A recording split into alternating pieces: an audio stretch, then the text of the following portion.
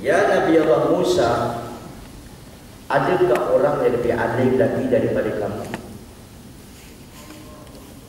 Maka Nabi Musa jawab, pada zaman sekarang tak adalah orang yang lebih alim melainkan aku.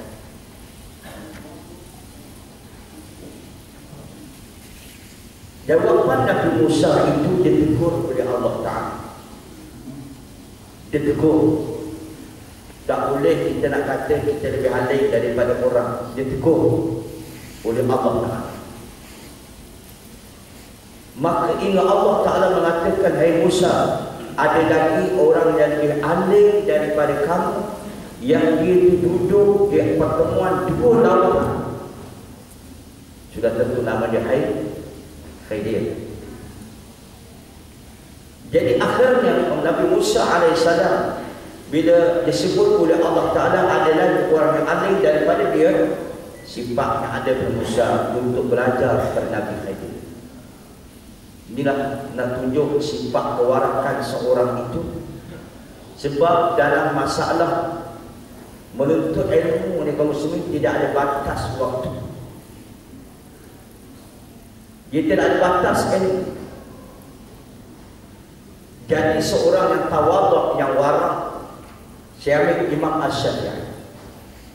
Imam Syafi'i ini ada anak murid dia, nama dia Imam Ahmad Ibn Muhammad, yang dikenali dengan mazhab Hanbali. Imam Ahmad belajar berhukum-hukum fiqh daripada Al-Imam Syafi'i radhiyallahu ta'ala.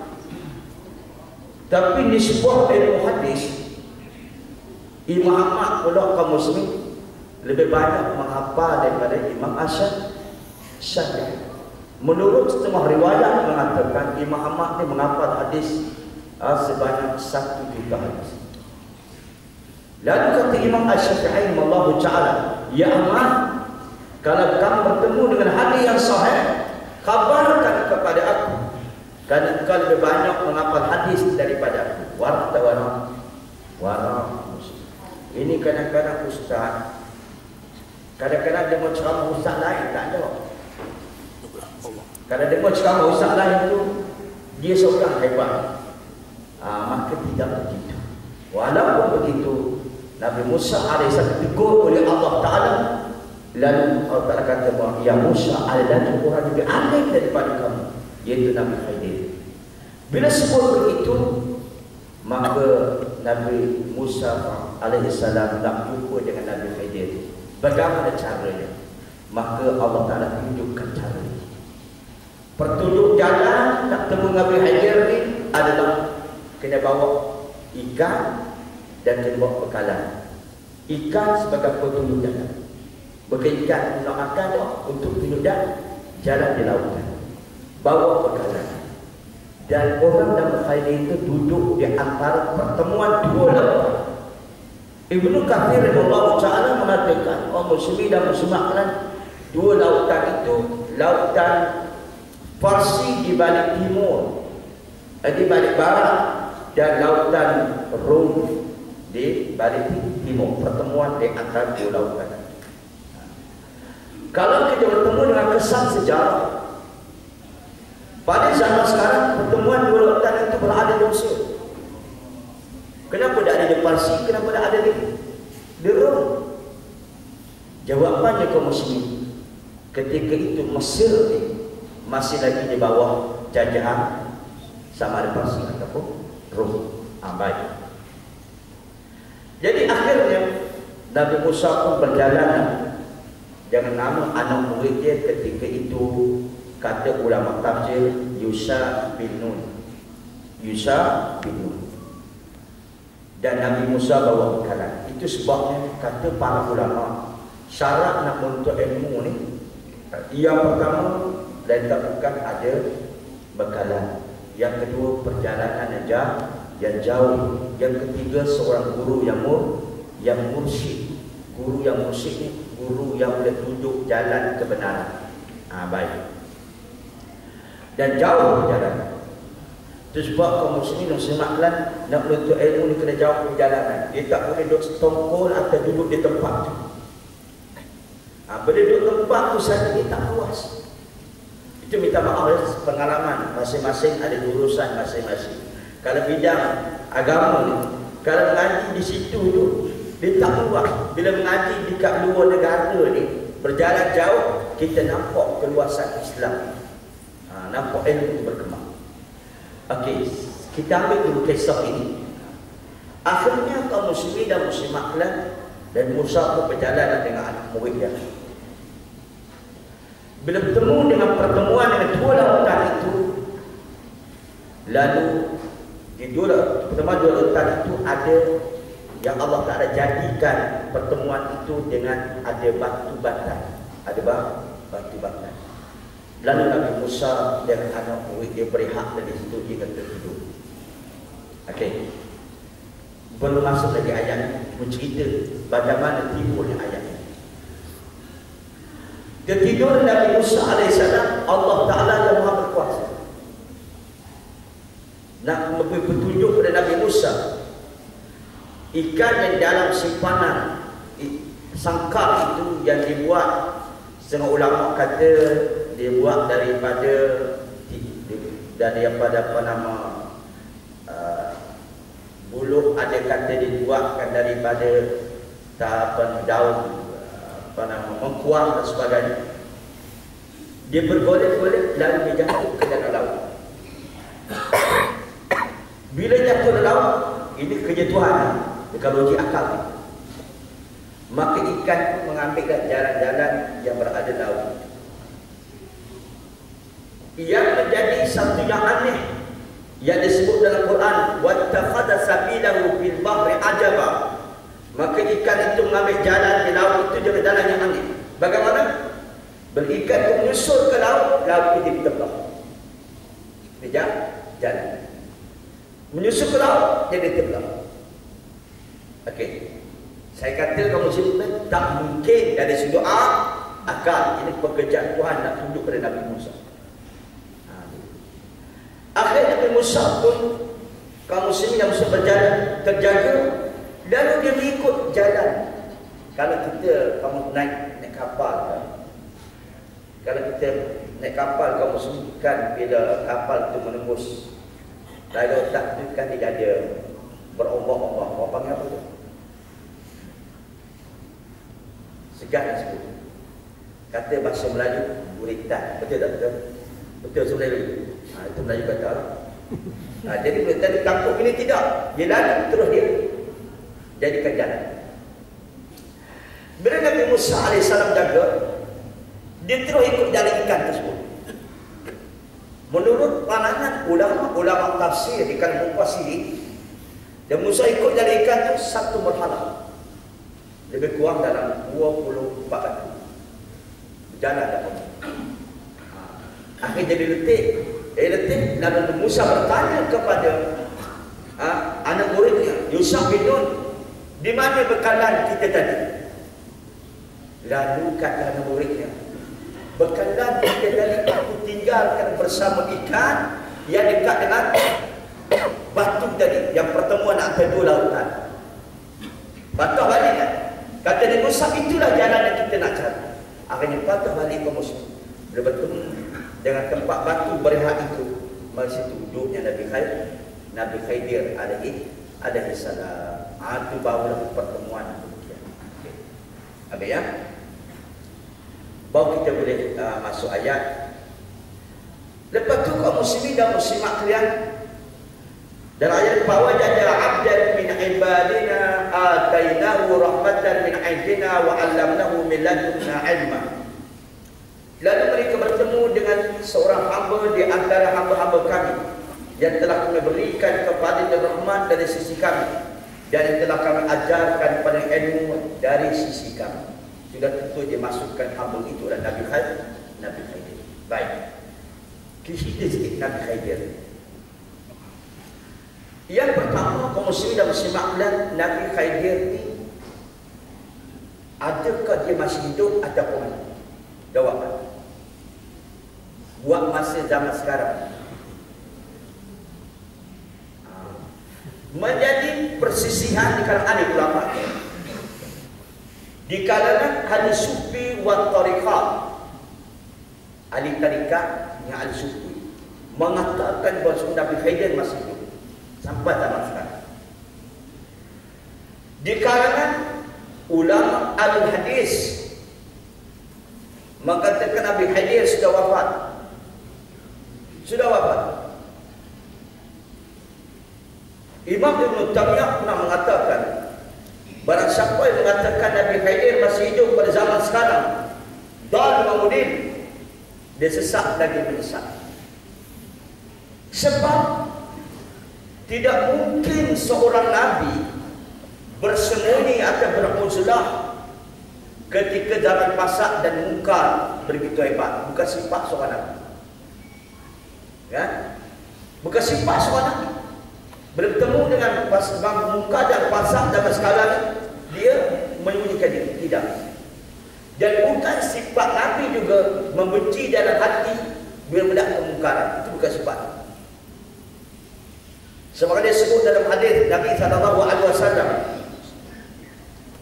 dalam bagian iman yadik wa yanqus. Iman ni dia berkurang, dia bertambah. Iman para nabi dia bertambah. Iman kita sekejap turun, sekejap bertambah. Betul? Kejap naik, kejap turun. Iman Nabi tidak. Tapi nak tahu iman itu kuat, ada tak garisan dia? Nak tahu iman itu kuat, ada garisan dia? Maka Nabi SAW menyatakan iman bertambah. Dengan para ulama kata Nabi, iman bertambah dan melakukan ketaatan. Iman berkurang dan melakukan kemaksiatan. Tapi walau katanya nak kena iman itu kuat tak kena, Nabi kata, man ra'a minkum munkaran falyughayyirhu biyadihi. Fa in lam yastati' fa bi lisanihi wa in lam yastati' fa bi qalbihi wa dzalika adabul iman. Barang siapa yang melihat mungkar, kata Nabi, diubah dengan kuasa atau tangan. Kalau dia tak mampu dengan lidah itu, kalau tak mampu dengan hatinya, hati dia wa dzalika adabul iman. Dengan hati ni, jika dengan hati ni menjadi adalah selemah-lemah iman. Banyak lemah macam itu. Itu sebab bukan sifat Nabi. Bila nampak kemungkaran dia. Ada satu hadis ya. Satu hari Nabi berjalan, ada dua orang berbual. Tiba-tiba Nabi bertemu dengan seorang pemuda. Dia berjalan dua orang, dia bertemu seorang pemuda. Dia pakai cincin emas. Jalan pakai cincin emas. Bersisir Nabi nampak. Lepas tu Nabi pegang tangan dia. Lalu akhirnya Rasulullah SAW cabut cincin emas tu Nabi buang. Kasar lah. Nampak kasar lah. Pergi pandangan kita. Bila Nabi cabut, Nabi kata apa? Sengaja manusia ini nak mencampakkan dirinya ke dalam neraka. Balaghah ni kaum muslimin budak nak faham. Orang pakai lelaki pakai emas ni memang dia tempat tekek nak masuk neraka. Itu mudah dia faham. Memang tidak sesuai. Memang haram. Ustaz cari ustaz, kenapa emas tu haram dipakai? Memang tak boleh. Itu perhiasan perempuan. Dia perhiasan. Dia bukan sekadar perhiasan, dia sang perempuan. Emas ni, cerita emas pula dah. Dia bukan sekadar perhiasan perempuan. Emas ni dia ada kesan. Dia tak bekas tapi ada kesan. Ibarat bila kita minum air, sifat minum air ni dihilangkan dari betul, hilangkan. Emas ni sifat dia sifat dia lembut. Saya belajar dengan ayah mentua saya. Ayah mentua ni dia tok emas, dia pandai bobot, dia masih sifat dia lembut. Jadi betul bila tengok dalam kitab Zadul Ma'ad dikatakan oleh Ibnu Qayyim rahimahullah taala, pernah para sahabat bertanya, "Ya Rasulullah, ada di kalangan orang musyrik bila berperang ditikam tidak lut ya Rasulullah, bahasa orang musyrik buat juga ilmu kebal, bukan ilmu kau apa dia, bukan ilmu dongeng, dia betul. Tikam tidak lut ya Rasulullah." Apa kata Nabi? Kata Nabi, nanti ambil sedikit emas, letak di ujung pedang. Sedikit emas, letak di ujung pedang. Para sahabat buat demikian. Bila berperang, ilmu kebal ni, dia kebal tapi dia lembut dengan mah. Atau mah ni dia lembut terus. Kita tengoklah, kali isteri kita tu kebal sangat memberi mah. Okey. Kata Dr. Daniel, Dr. Daniel ni bagus, seorang yang cukup cantik, perwasan pemikiran dia. Itu sebabnya bila emas ni dia melembut. Kalau wanita pakai emas, wanita tadi mana lembut, dia pakai emas lagi melembutkan hati dia dan cara dia. Lelaki ni kalau dia pakai emas, dia jadi lembut. Sesuatu lelaki lembut itu logik yang dibuka oleh Dr. Daniel. Cantik juga. Jadi apa yang berlaku ya? Muslim dan Muslimat lihat. Sebab apa lepas itu kita nak berkaitan lepas tu amah tadi lelaki. Lalu kaum Muslim dan Muslimat lalu Nabi buang. Lalu akhir Nabi beredar dan berkata sengaja manusia ni melepas masuk neraka. Lalu orang lelaki yang jalan kata ambil dah emas tadi yang dibuang oleh Nabi, yang tak ambil untuk bermanfaat bagi dia. Kata lelaki tidak, sebab Rasulullah dah buat, aku tak mau ambil. Jadi itu tak sifat Nabi. Sifat Nabi bila tengok muka tu boleh tegak. Bukan sifat seorang Nabi dia mendiamkan diri.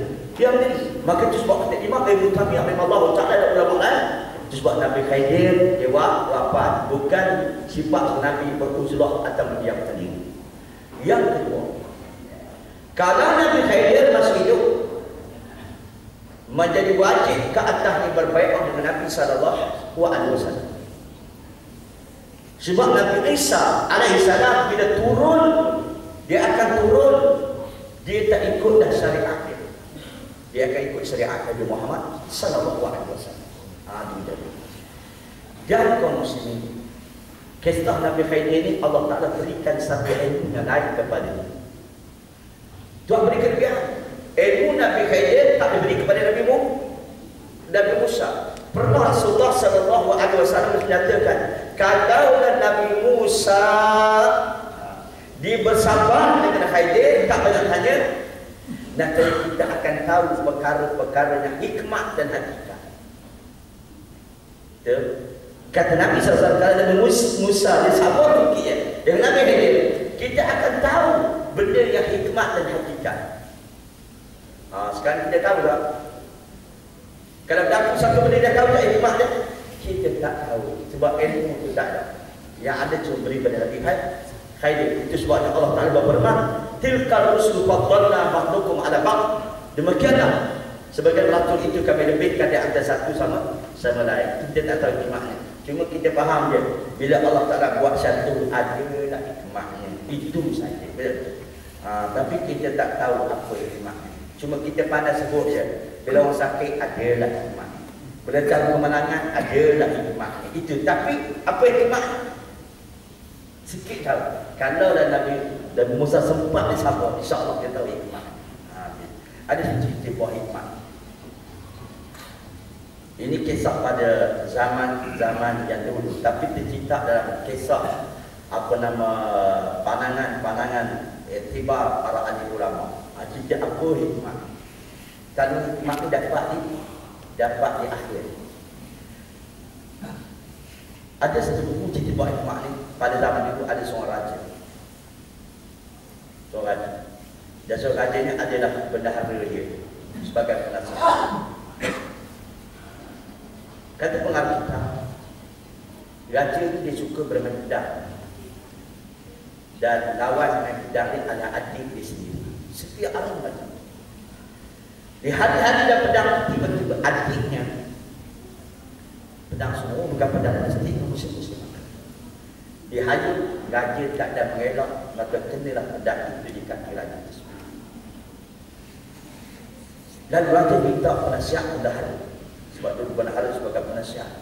Apa pandangan yang adik dia hanya pedang dia tak mengelak?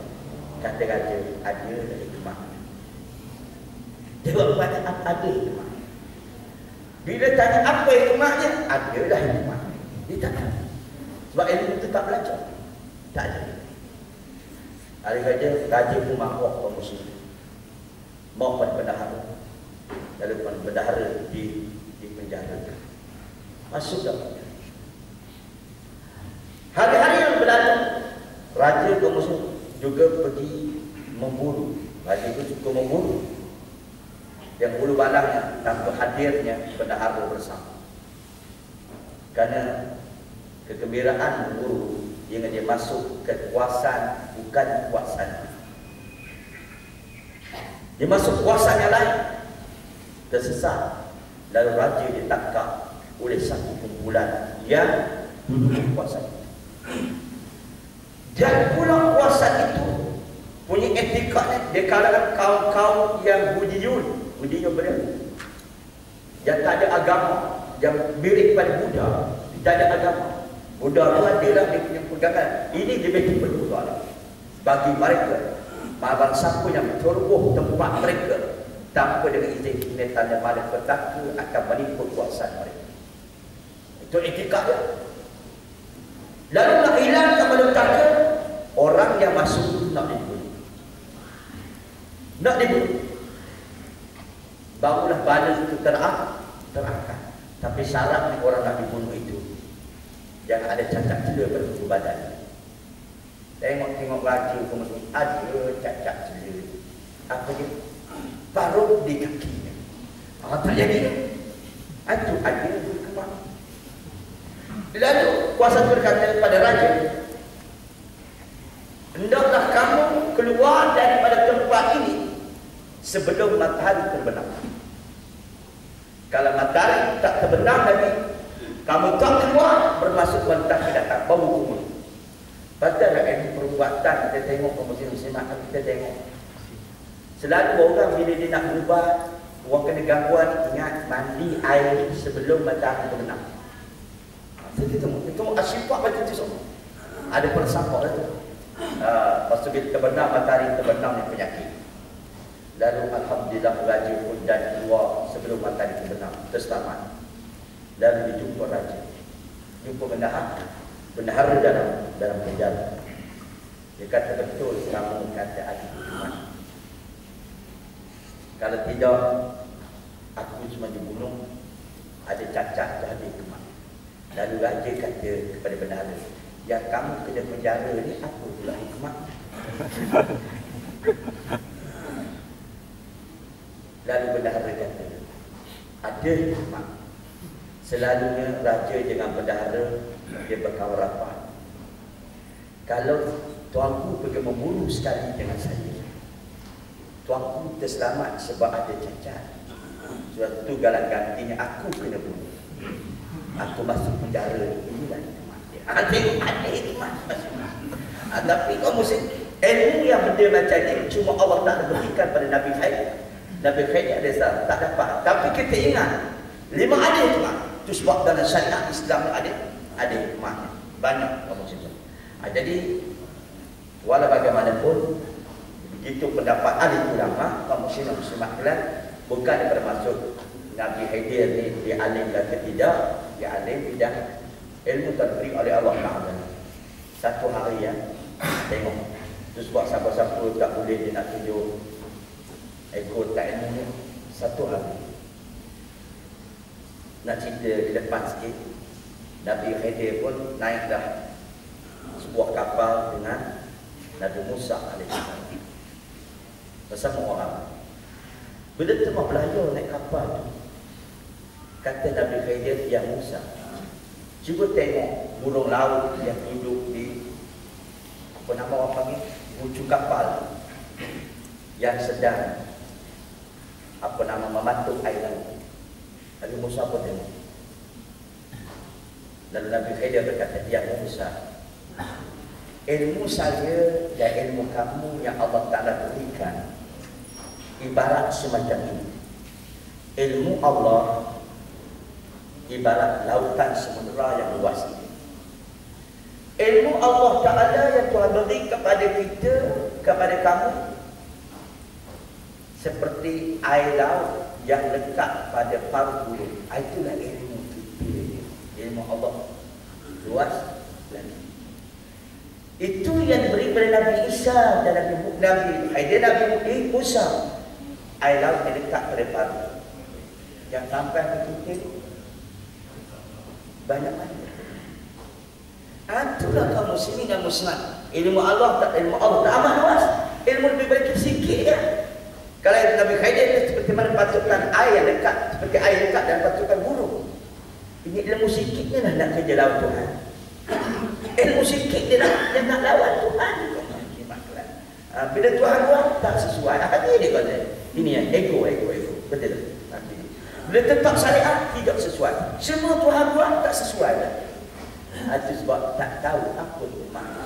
Itu sebab Al-Imam Al-Ghazali rahimahullah ta'ala pernah berkata, kalau bahasa sebab Quran disebut dikatakan dia turun daripada Tuhan yang bijaksana, bangsa kau nak tahu apa hikmah dalam Quran, buat dulu, amal dulu, akan tahu hikmah. Di antara apa hikmah dalam Quran, itu bila tengok nampak tak? Dia tengok satu sudah yang pada ringkas puasa. Bila Tuhan wajibkan puasa bulan Ramadan, semua orang puasa lagi. Boleh kata ramai orang puasa dah daripada watak puasa. Bila Tuhan tukar bulan Ramadan, nampak tak hikmah? Tuhan sebut la'allakum tattaqun, kamu jadi orang bertakwa. Tengok bulan Ramadan, nampak warna. Berarti nampak tak hikmah tu? Cuma tak nak cakap, nak baca Quran saja. Nampak hikmah dia. Itu sebabnya kata Imam Ghazali, buat dulu, insya-Allah baru nampak. Jadi kaum muslimin dan muslimat, kesimpulan boleh diambil. Kesimpulan boleh diambil. Yang pertama, adab-adab untuk ilmu nak diajar adalah ayat ini, walaupun cerita Nabi Musa, Nabi Khidir. Yang pertama, orang untuk ilmu kena perjalanan yang jauh dah. Kena jalan jauh. Maksudnya kena cari tugu. Nabi Khidir ni cari tugu. Tapi terbalikkan zaman sekarang. Tugu pula cari anak tugu. Betul tu. Kadang-kadang tugu datang mana anak tugu ni ada lagi simpan. Betul tak? Tapi tak ada asal datang juga.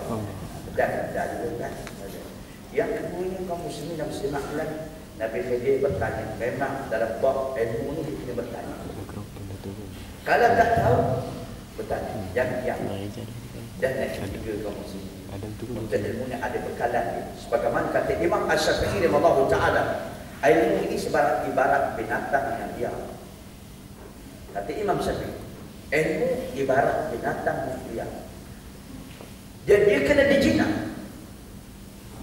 Bermaksud jinaknya ilmu ini. Kan? Kita belajar hari ini, besok dulu dah. Kemudian, dia kena dijinak. Dia kenapa? Dia hafazan. Dan dengan catatan. Itu ikatan dia.